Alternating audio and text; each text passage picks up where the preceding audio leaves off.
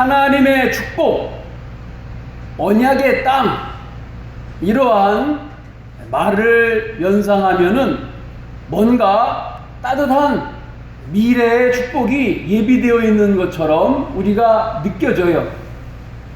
아브라함에게 하신 하나님의 놀라운 축복의 약속은 75살 된 아브라함이 그의 가지고 있는 모든 친척들 또 아버지 집을 떠날 수 있게 만들었습니다. 그런데 약속의 땅인 가나안 땅에 도착하였을 때 아브라함이 느끼는 감정은 약속, 축복, 기다림, 환영, 따뜻함, 그런 게 아니었어요.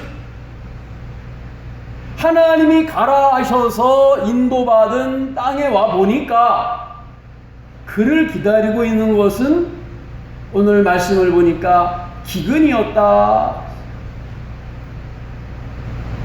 기근이라는 것은 비가 안 오고 땅이 쫙쫙 갈라지고 먹을 것이 없다는 얘기거든요. 그래서 약속의 땅에 도착했는데 아브라함은 약속의 땅을 지나쳐서 애굽, 이집트를 향하여 가게 되었다 그랬어요. 아니, 약속의 땅에 왔는데 먹을 게 없는 거예요. 그래서 지금 그는 기근을 피하기 위하여 애굽을 향하여 가게 되었습니다. 뭔가 좋은 일만 있을 것 같은 기대감은 사라지고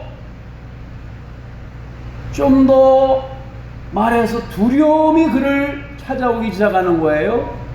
애굽 땅에 갔는데 들어가기 전에 아브라함에게 걱정이 하나 생겼어요. 뭡니까?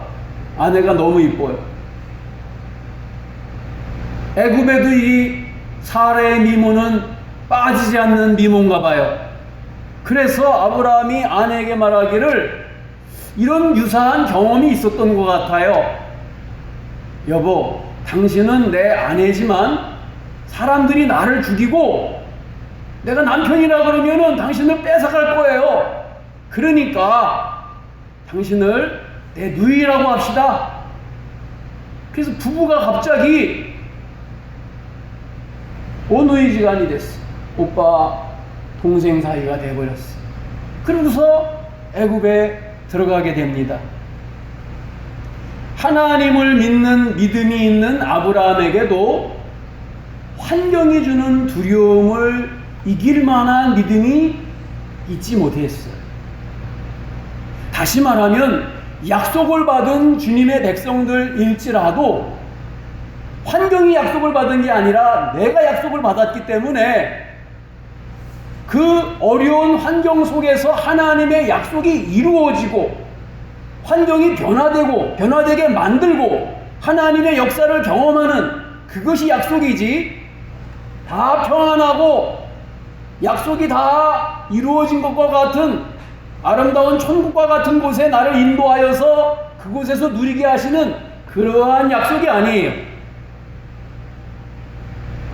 그래서 우리가 살면서 세상 사람들이 겪는 동일한 환경적인 여건적인 어려움을 우리는 통과할 수가 있습니다. 후배 목사님이 이제 막 갓난아기 낳은 아기하고 사모님하고 이렇게 여러 목사님들이 있는 곳에서 인사를 해요. 신도시에 개척을 하러 가게 됐습니다. 얼굴이 그냥 희망이 가득 차가지고 두 내외와 아기가 웃으면서 비전을 같이 이야기하면서 이러한 목회를 저는 하고 싶습니다. 그래서 우리가 그 후배 목사님을 보면서 축복하고 기도해주고 격려하면서 하나님의 놀라운 일들을 경험하라고 그렇게 격려해줬어요. 그런데 한 1년 목회하다가 코로나가 시작됐어요. 그러니까 여러분, 개척하는 게 요즘에 얼마나 어려워요. 사람들이 올 수도 없는데 찾아갈 수도 없고 오라 그런다고 초청해도 올 수도 없는 그런 상황의 목회 기간을 지나가게 된 거예요. 그래서 3년이 지나고 난 다음에 얼마 전에 우리 목사님들 앞에서 제가 목회를 그만둘 수밖에 없게 되었습니다. 그러는 거예요. 교회를 어떻게 살려보려고 열심히 일하고 알바도 하고 또 아기도 있으니까 아기 분유값 대려고 아빠로서 또 남편으로서 목사님으로서 동번서주 하는데 그 모습을 알기 때문에 너무나 안타까운 거예요. 이 어려움의 고비를 넘길 수는 없었던 거지요. 그러면서 죄송합니다. 멋진 모습 못 보여드려서 죄송합니다. 그리고선 목회를 중지하는 보고를 하는 안타까운 모습을 봤어요. 그뿐만 아니라 우리 교우들 가운데에도 있습니다마는 너무나 이 코로나 환경 때문에 가게 새도 내지도 못하고 힘들어하는 그러한 자영업자들이 너무나 많지 않습니까? 우리들이 삶이 힘든 그런 환경과 여건 가운데 지금 통과하고 있습니다.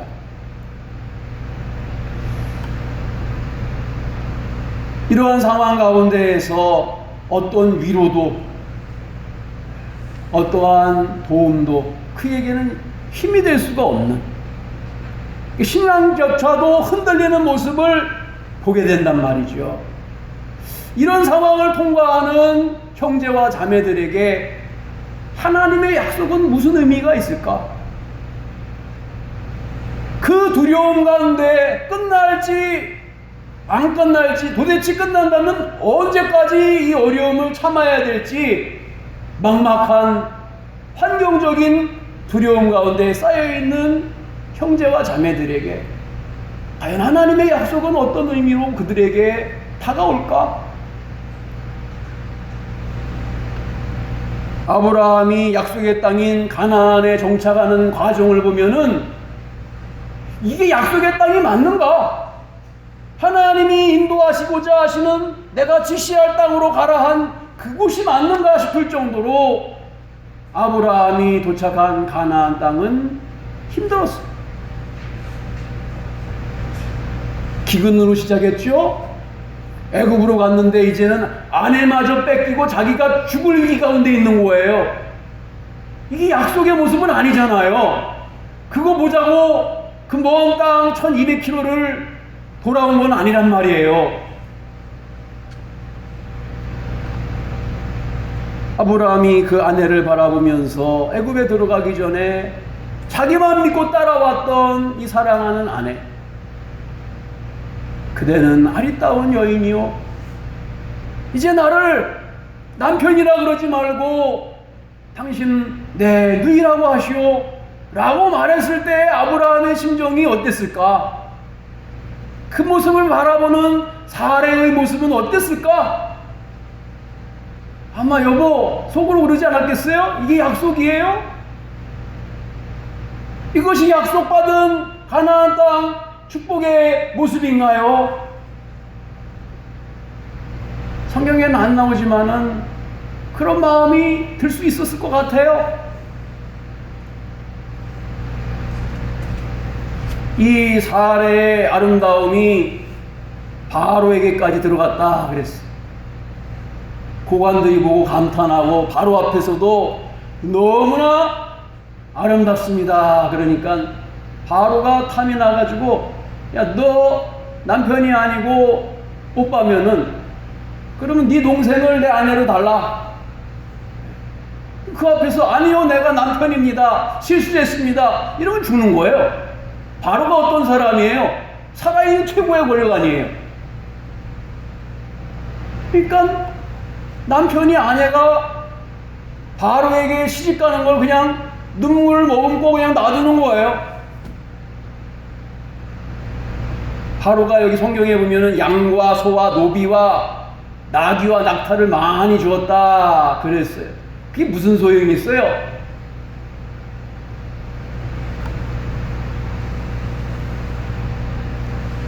나의 힘으로 감당하기 어려운 두려움 속에서 우리는 어떻게 해야 하는가? 아니, 뭘 찾아야 하는가? 무엇을 이 어려움 속에서 찾을 수가 있는가? 당대 최고의 석학으로 유명한 이어령 교수가 있습니다. 이제 연세가 80 아마 넘으셨을 거예요.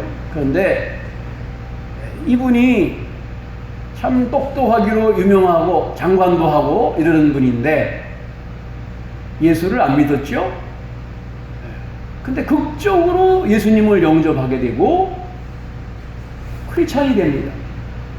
그 이후에는 아픈 스토리가 있어요. 그의 딸이 이미나라는 목사님이에요. 이미나라는 딸이 있는데 아주 아빠를 닮아서 그런지 아주 똑똑했어. 이대 영문과로 들어가가지고 동시에 불문학까지 3년 만에 졸업했어요. 이 정도면 대단한 거예요. 그 다음에 여러분이 알만한 머리 하얀 이 사람 이름이 김한길이죠, 그죠? 김한길 씨하고 이 사람이 4선 국회의원 한 사람이잖아요. 지금 최명길 배우하고 사는데 졸업하자마자 결혼했어요. 부모가 많이 반대했어요. 근데 졸업하자 결혼해가지고 김한길 씨하고 유학 갔어요, 미국으로.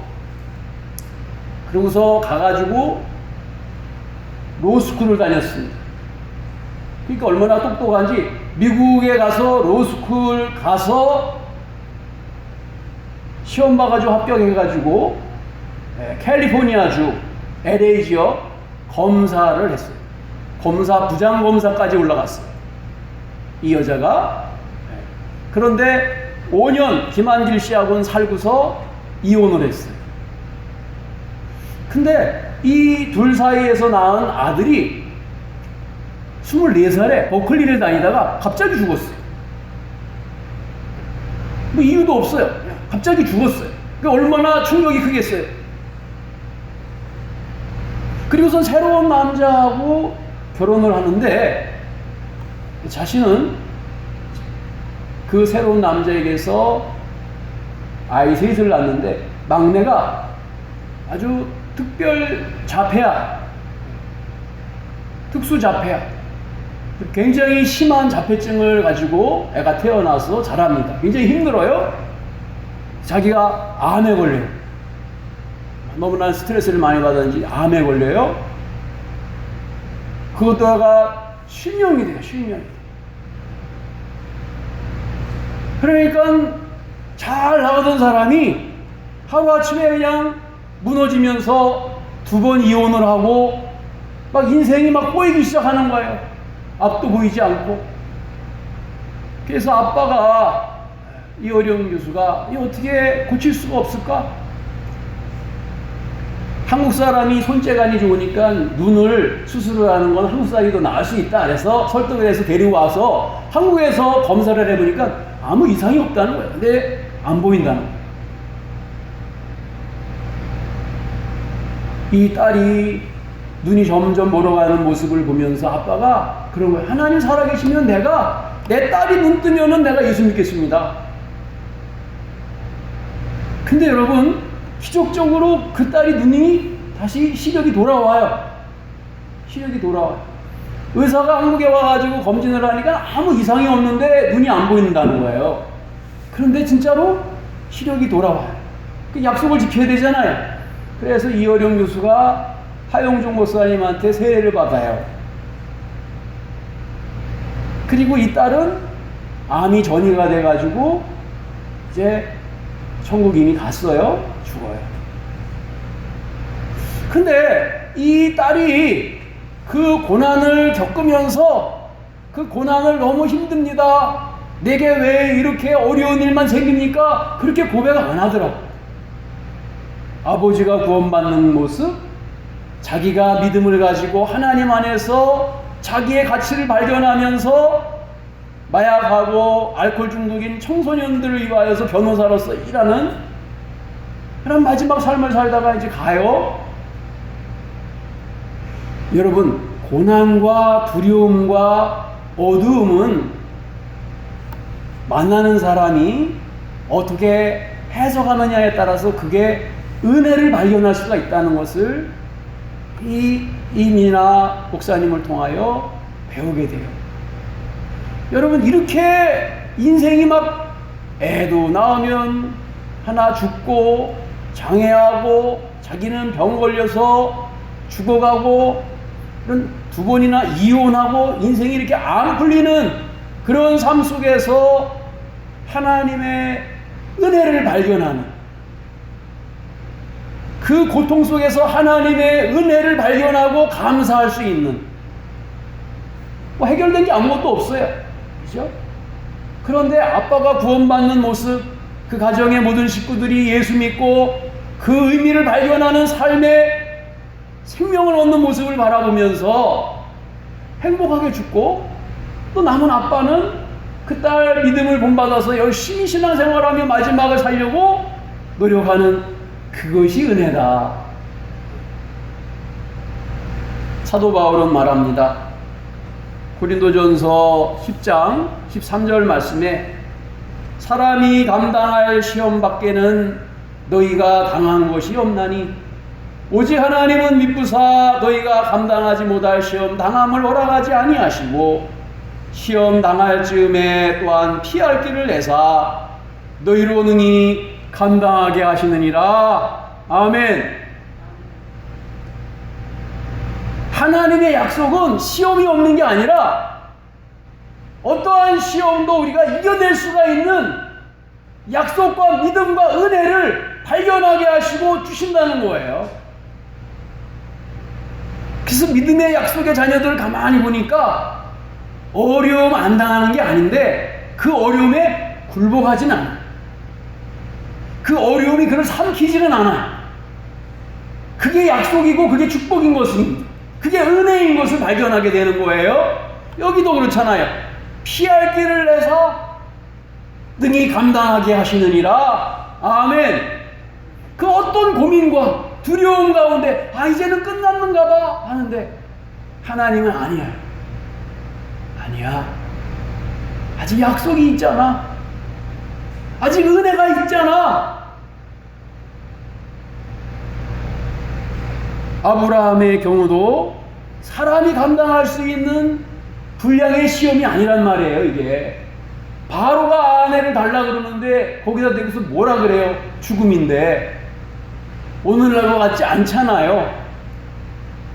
근데 이 무소불위의 권력 바로 앞에 하나님이 개입해요.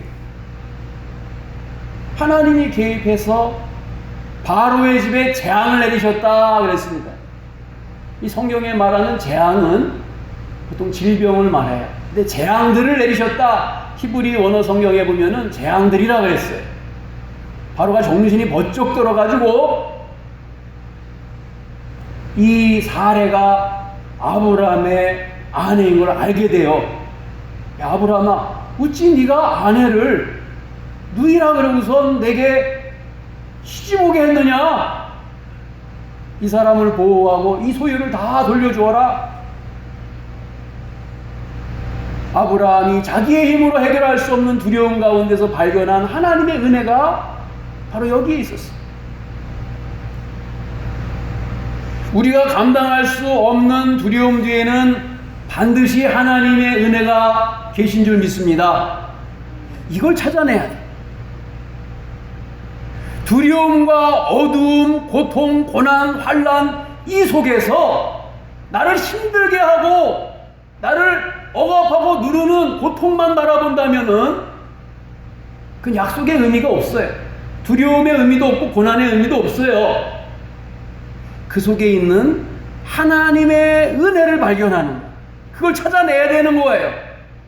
그게 축복인 거고 그게 두려움을 주고자 하는 목적이 아니라 하나님의 은혜를 체험하고자 하는 하나님의 축복이 바로 두려움과 고난으로 우리에게 온다는 사실을 깨닫기를 바랍니다. 내게 방법이 없을 때 유일한 방법이 하나님의 도움이라는 사실을 깨닫게 하시려는 하나님의 언어, 그것이 두려움이고 그것이 고난일 수 있습니다. 아브라함이 큰 믿음의 사람이 될 수 있었던 것은 두려움 속에 있었던 하나님의 은혜를 발견해낼 수가 있었기 때문에 그래요. 어떤 자매님이 고백을 하는데, 그전에는 열심히 그냥 교회 다니면서 신앙생활을 했는데 어느 날 문득 죽음이 내 눈앞에 다가오고 있다는 사실을 깨닫고 난 다음에는 어떤 고민을 하게 됐느냐, 내가 천국에 갈 수가 있을까, 그런 고민을 하게 됐다 그래요. 이 심각한 고민이잖아요. 내가 천국에 들어갈 수가 있을까? 죽음을 앞두고 생각해 보니까 자기가 천국에 못 들어갈 수도 있을 것 같다. 왜 그런 두려움이 생겼느냐 하면은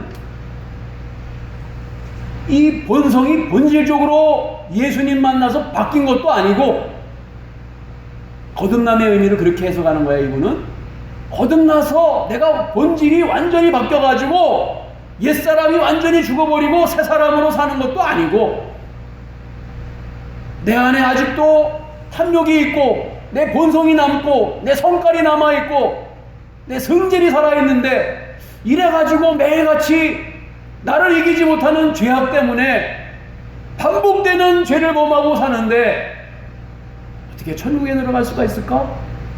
자신에게 묻게 됐다는 거예요. 저는 예수님이 십자가의 보혈의 은혜로 나를 구원하셨다는 사실, 그것을 믿기만 하면 구원받을 수 있다는 그것이 믿어지지 않습니다.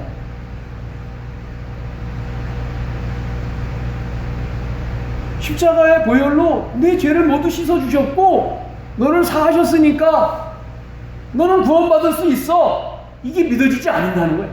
왜 그렇게 쉬울 수가 있느냐 이거예요. 구원이 그렇게 쉽습니까? 제 멋대로 살다가 이제 죽을 때가 돼가지고 내가 믿습니다 이러고서 구원받고 가는 게 그게 구원입니까? 난 아니라고 생각합니다. 제가 그분에게 질문을 했어요. 그러면 구원이 꼭 어려워야지 된다고 생각합니까? 그럼 얼마나 어려워야지 구원이라고 받아들일 수 있습니까? 그냥 100km를 달려와야지 힘드니까 구원이라고 인정할 겁니까?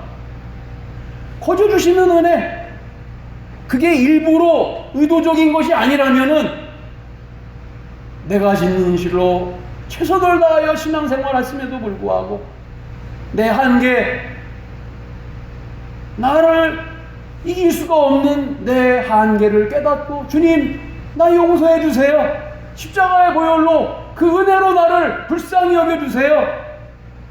나를 씻어주심을 내가 믿습니다. 그렇게 용서함 받으면은 은혜로 모자란 부분을 체험받고 주께서 구원하시면은 구원 받는 것이지, 왜 그게 믿어지지 않고 은혜를 왜 내 것으로 만들지 못합니까? 그분이 나중에는 은혜의 귀한 값없이 주시는 소중함을 받아들이고 자신의 것으로 만들고 구원의 확신을 고백했습니다. 사랑하는 여러분, 우리의 삶에 두려움이 삶을 덮고 살 소망이 끊어진 것처럼 보일 때 우리에게 꼭 필요한 것은 하나님의 은혜인 줄 믿습니다. 하나님의 은혜. 은혜는 내 수고와 노력이 아닙니다. 두려움 속에서 하나님의 은혜를 발견할 때에 그 두려움은 믿음과 신뢰로 바뀌는 거예요. 그래서 다윗은 시편 23편 4절에 이렇게 고백합니다. 내가 사망의 음침한 골짜기로 다닐지라도 해를 두려워하지 않을 것은 주께서 나와 함께 하심이라. 주의 지팡이와 막대기가 나를 안위하시나이다.